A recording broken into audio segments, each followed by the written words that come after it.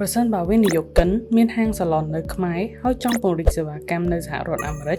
នោះគឺអាចធ្វើទៅបានតាមរយៈកម្មវិធីវិនិយោគចូលសញ្ជាតិទី2របស់ប្រទេសកាណាដាដែលនីតិវិធីរត់ការត្រឹមតែរយៈពេល8ទៅ10ខែដែលអាចបន្តយកវីសាធ្វើជំនួញប្រភេទ E2 នៅសហរដ្ឋអាមេរិកក្នុងរយៈពេលរត់ការត្រឹមតែ6ខែទៀតវិនិយោគិនអាចពង្រីកចំណូលពង្រីកចំនួនតាមរយៈកម្មវិធីវិនិយោគនេះបានដោយគ្រាន់តែធ្វើការទិញអចលនទ្រព្យគម្រោង National Canada Resort ដែលមិនតម្រូវឲ្យស្នាក់នៅ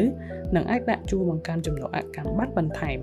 បន្ទាប់ពីកាន់កាប់បាន5ឆ្នាំវិនិយោគិនក៏អាចលក់ចេញហើយនៅតែអាចរក្សាសញ្ជាតិកាណាដាលិខិតឆ្លងដែននិងសិទ្ធិចេញចូលសហរដ្ឋអាមេរិកបានដដែល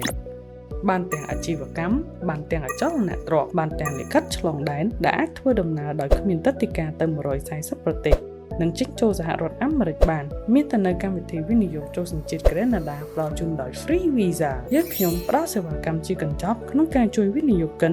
ឲ្យទទួលបានទាំងសញ្ជាតិទាំងការរត់ការយកទឹកដីកា E2 ធ្វើជំនួញនៅសហរដ្ឋអាមេរិក